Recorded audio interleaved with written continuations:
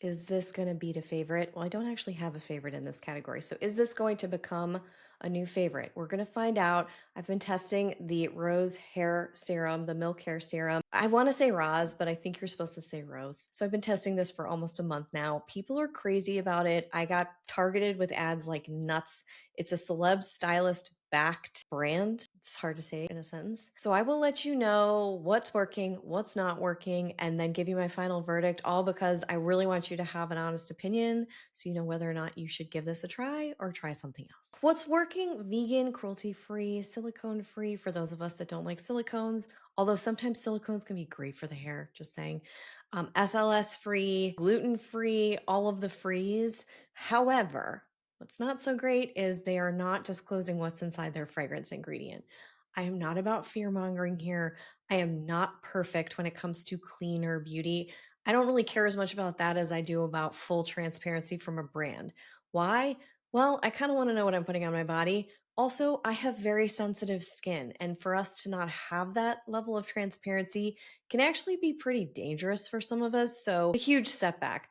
Hair care is tricky sometimes. There's a lot of fragrances inside of hair care. So when I really love a product, I will look past it as long as I don't have a reaction or anything like that. But I'm just throwing it out there. I wish they would be more transparent. They do provide more information about ingredients that are fragrance ingredients, scent masking ingredients. That's all back on the scorecard, which is the in-depth review. It is free for you. It's on my website along with my absolute favorites. It's just easier to keep my favorites back there. So that's there if you want to look at it. I also have some sources from actual cosmetic chemists. I am not one. From Inky, which is another really great resource. I always lean on that. And that's all I have to say about ingredients. They do talk about their packaging, recyclability. They spell it out for the consumer, which I really like on the product page. I don't see anything about supply chain. I don't see anything about fair trade certifications or good manufacturing. So they're not the best of the bunch out there, but they're significantly better than a lot of brands in terms of how they are clearly communicating whether or not they prioritize environmental impact, which is very important to me in my purchasing decisions. Application wise, so this is a cream gel consistency for me. The brand says you can use 2 to 3 pumps. I use 1 to 2. I have my full hair profile back on the Style Shaker. I have fine hair. I have a lot of it, and I heat style it and I color it. So she's not the nicest to her hair. I have been on a hair care journey to help heal it or moisturize it or do something with it. I'm working really hard on that for the last year. I'll probably talk more about that in upcoming videos. Do like an inside out approach there too, but I've been using and looking at all the products and how I treat it. I don't like to use leave-ins often, although sometimes they're really great for fine hair if they're very lightweight.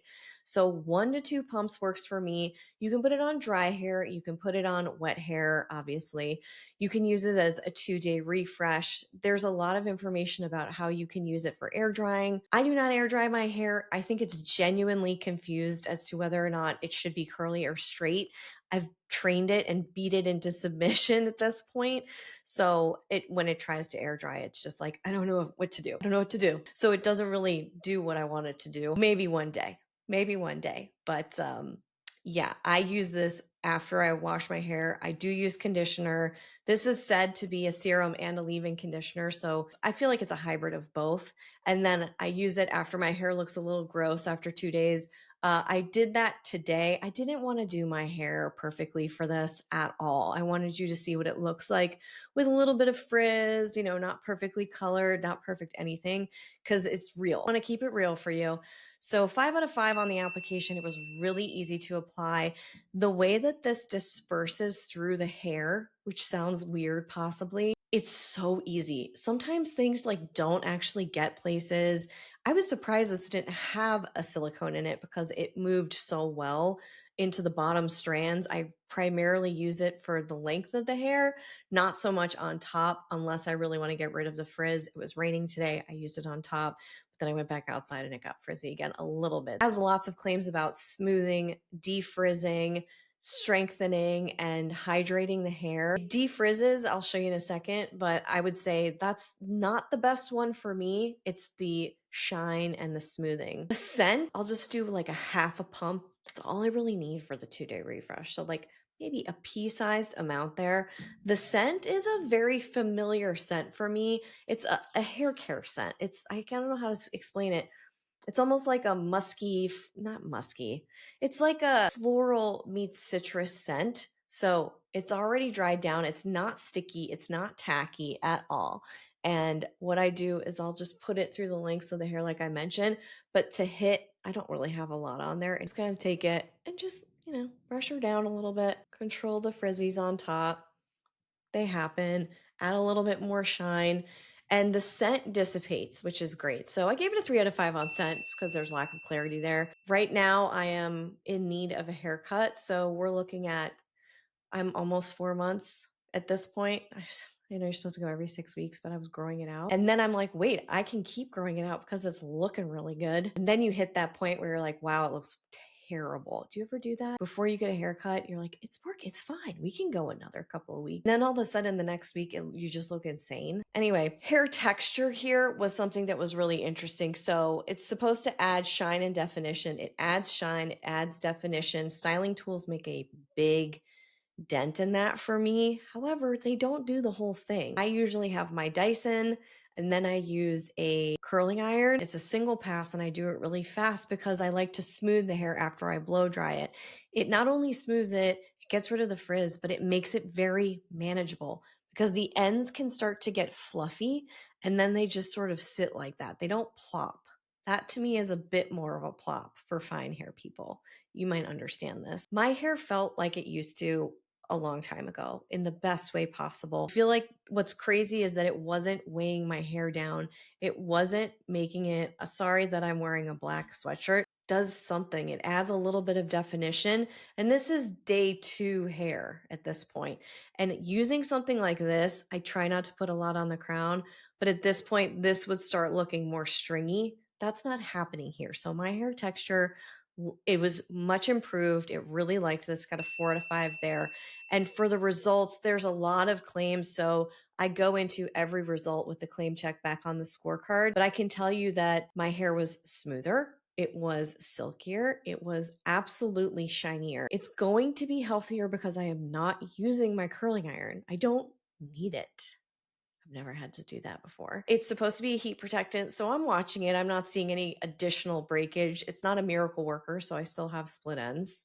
That's fine. Is it stronger and more moisturized? I don't know. It just looks better. It has not irritated my scalp or my skin, which is surprising because the scent is on the stronger side. If you have a sensitive sniffer, it might be a little much for you.